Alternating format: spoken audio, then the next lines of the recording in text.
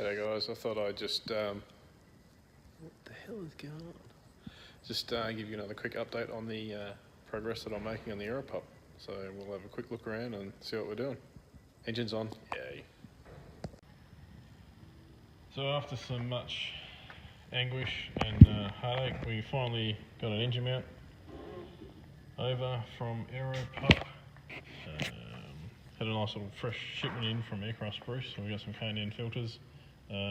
What's going on is voltage regulator. There'll be a manifold pressure sensor here. Grommet for some wiring going out to CHTs and EGTs. Go down the bottom. This area is quarantined for the moment because there's going to be some cow support brackets there. Obviously gasculator.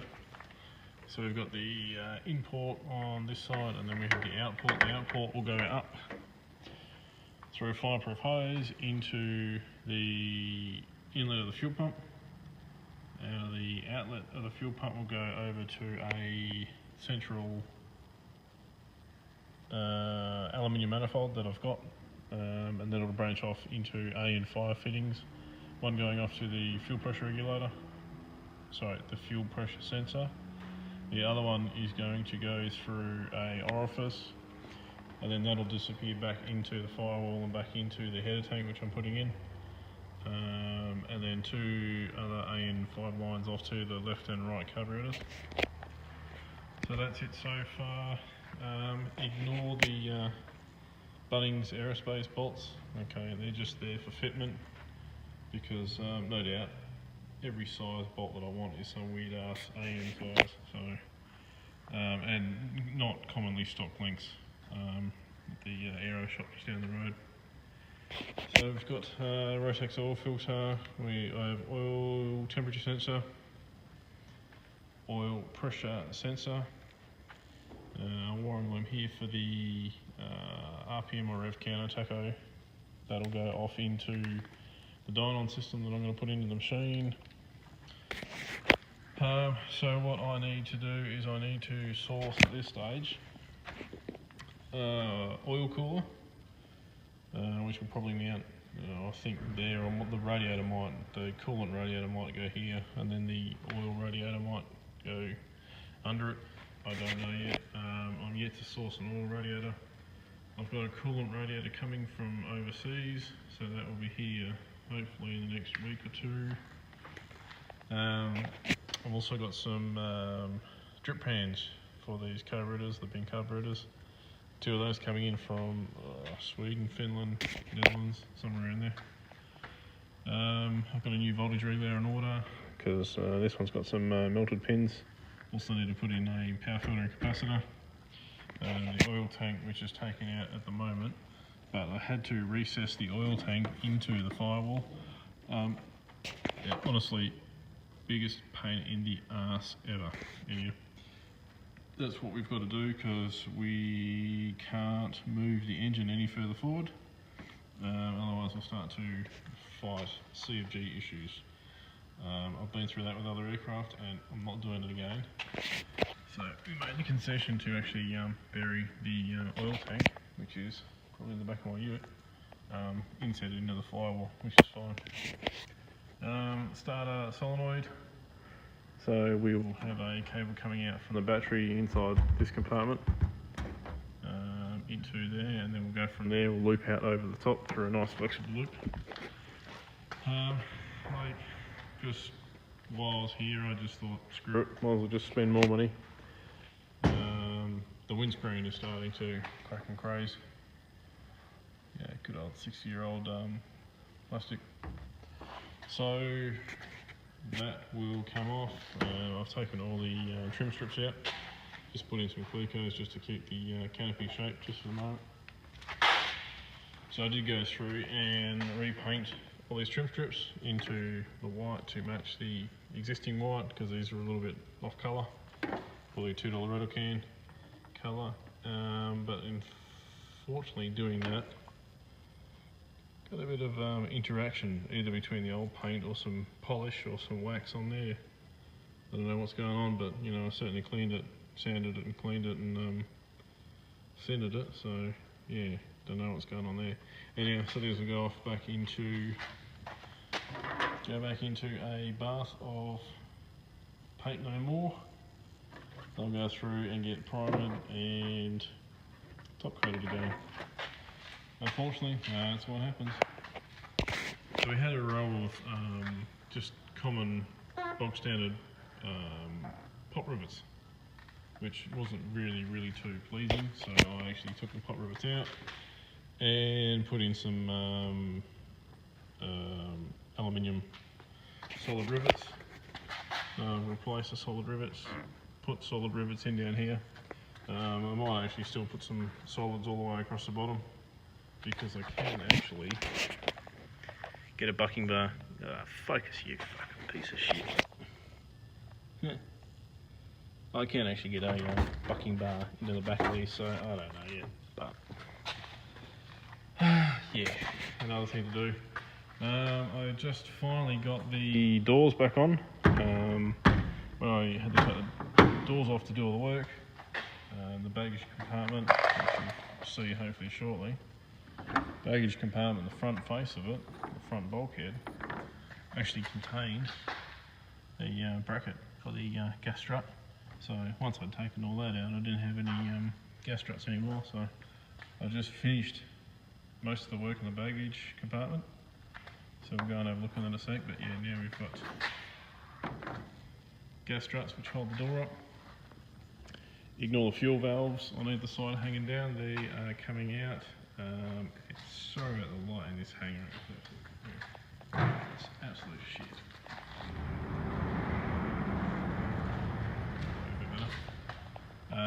The fuel lines are coming out. Fuel lines are going to go to AN6 from the tank all the way through to header tank, which is going in just here. I'll talk about that later. And then AN6 fittings and hose from there out to gascolator, fuel pump, electric fuel pump, mechanical fuel pump, carburetors.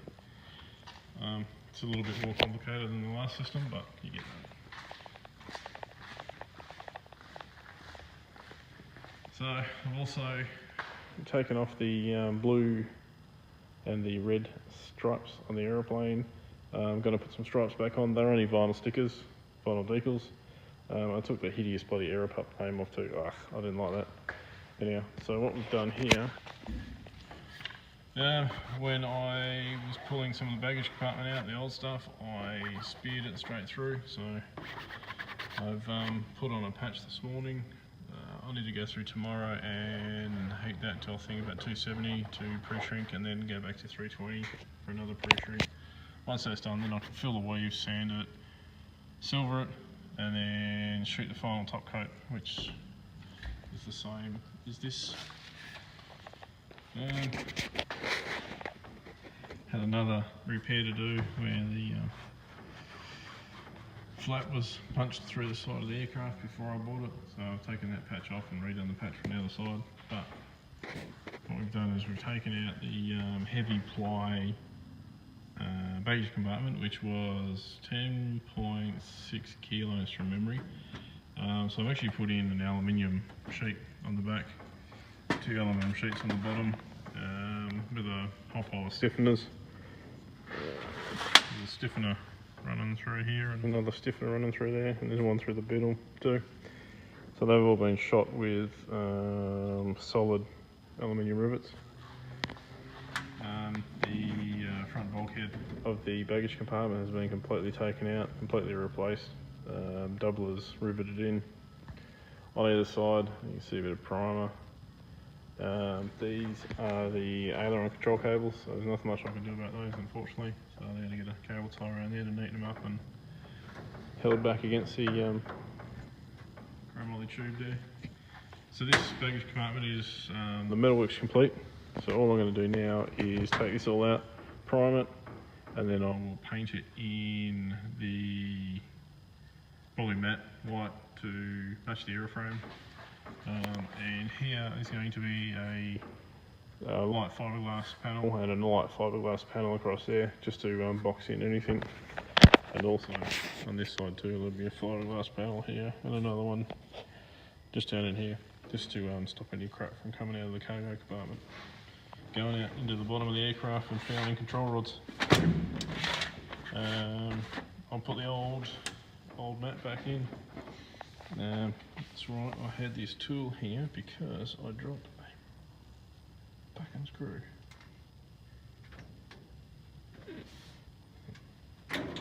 Hey, gotcha, you bastard.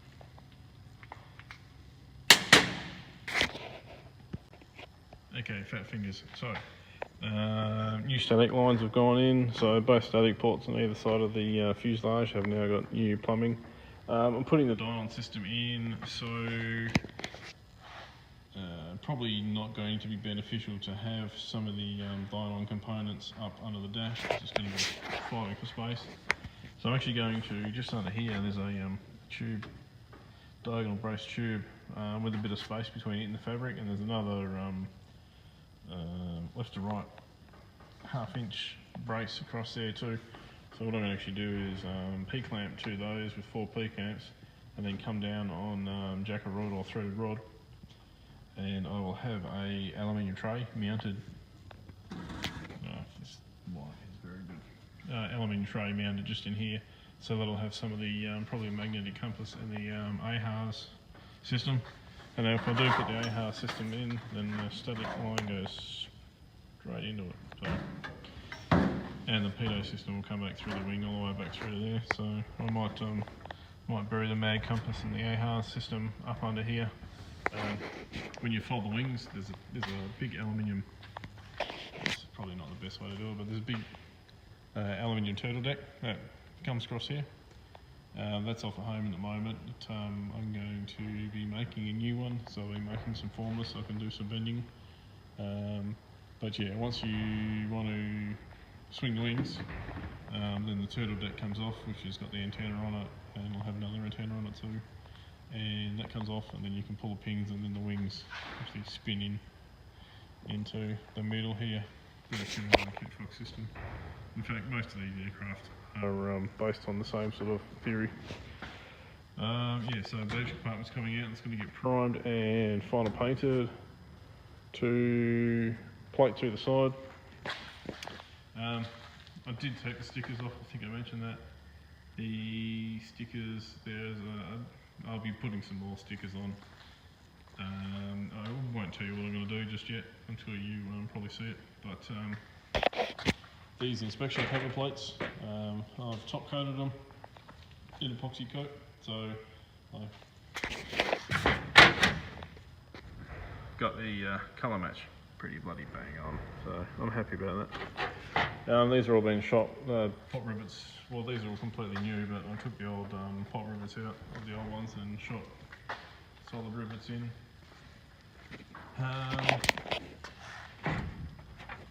So that all lines up quite nicely. I haven't screwed any of the screws into those covers yet because I am going to put some vinyl stickers on, and I actually just want the epoxy paint to harden up before I go too hard. A lot of the AN hardware in the elevator has been replaced because it was corroded. The horizontal stabiliser tubes, support tubes, I think 3 of those were corroded, so they've been removed and primed, treated and epoxy painted. I think I mentioned in the previous video that this abortion of table assembly is going to go. It's got 3200 or 2300 series. Good old school Scott's tables going on, which will give me a snap function so I can swing the ass around in tight positions. I don't know if I did on the last video, but I was having some issues up inside here where the torque tube for the elevator torque tube was actually rubbing on the top long run. That's been since fixed. What I've done is I've spaced the rear bolt. Sorry, there's bloody sun in the way. Yeah, I put a packer washer under there, and I checked the incidence of the tail plane, and it changed the incidence by 0.003 of a degree. So yeah, with my flying that won't be any significant issues. Now, another fabric repair with a flap went through the side. Fabric repair, I punched on the opposite side literally 2 or 3 minutes after I punched the other side. I did this side too by accident. So that's all ready for shrinking, heating, shrinking, and then filling. And we don't know what happened here. Somebody's probably kneaded it at some point, but there was a crumple on the fabric, so I've rubbed it all back and put another patch over that, so that needs to be shrunk. Yeah, so captain's door. I've just finished putting in the gas strut too. So all I might do is just pause and go around the front. So yeah, what we have done is I mounted this. There's some non-AN hardware holding this all together as a temporary at the moment. All this is going to go away. I've got some bar aluminium tube rod, sorry. So what I'll do is I'll actually machine up 4 bushes to take up that spot. I had to miss the P-clamp and the cross member tube, so that's why it's been packed out by about 15 mil. 15 mil, yeah, top and bottom, so I'll make 4 spaces, turn off on the lathe at work. So all that baggage compartment is ready to come out. Fixed a little issue with the center control column. Was drilled for a AN4 hole, but it had an AN3 bolt in. So what I've done is I've actually gone through and bored it for an AN4 all the way through. But I need to, before we go flying, or before this becomes ticketed again to fly, what I need to do is take the AN4 out and then bush with bronze bush all the way through. And then re-ball the bronze bush back through an AN3. So at the moment I've actually got metal on metal contact, which is a lot better than what it was. Still not acceptable, so that'll get bronze bush pushed in all the way through, so 3 pieces, and then it'll get line drilled again, the line bored. So I'll have bushings there.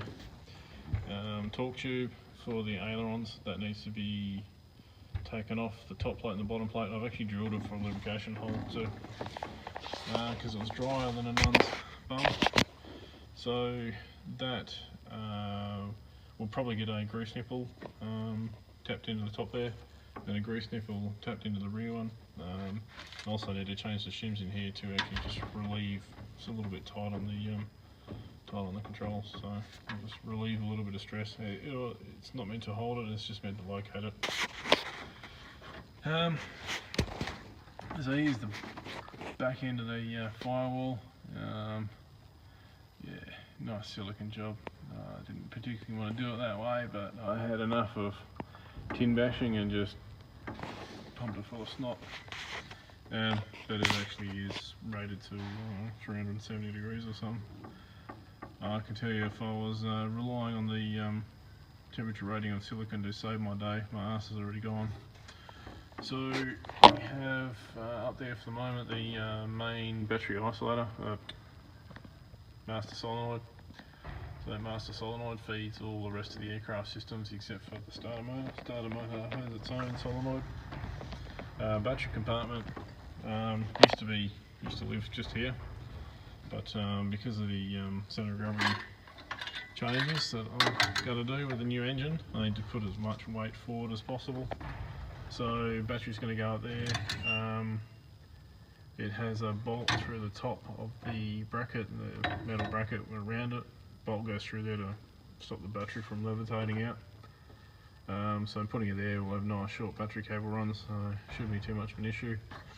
It is in between the rudder pedals for the co-pilot or passenger, but in full travel forward and aft, left or right, your feet don't go anywhere near the battery compartment or the battery box. So it does look like it's in the way, but it's actually not, which is good.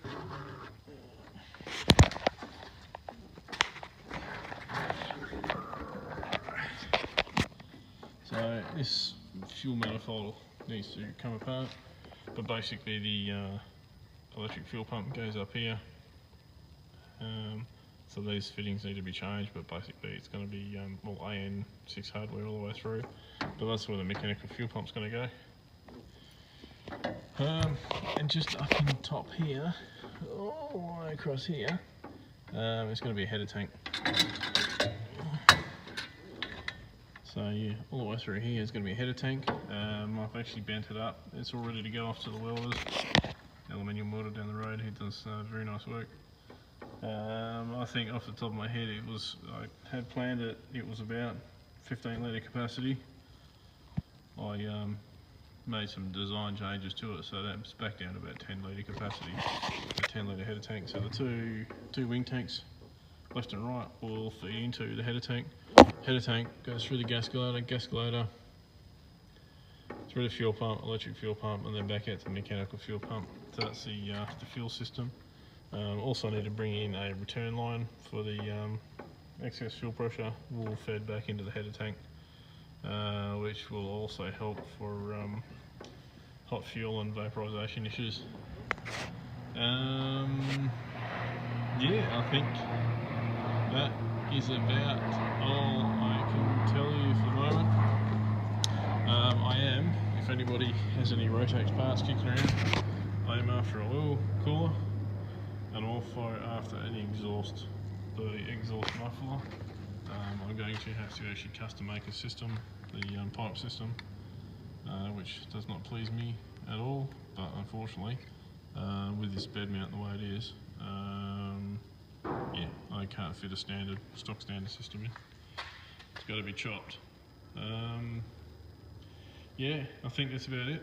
So over the Christmas break I had a good 3 days full time working on the aircraft. Got an absolute shitload done. Yeah, so now it's on to the final fitment of all the fuel system parts, which was probably about 2 hours worth of work, hopefully. And then I'm on to when the coolant radiator. I need to work out how I'm actually going to sling. Well, I've got to work out where the coolant radiator is going to go. I have to work out how I'm going to sling it and then how I'm going to attach it. See some mounts come down and just pain in the ass. This is what happens when you change an aircraft from a VW or any aircraft from any engine to a different type of engine.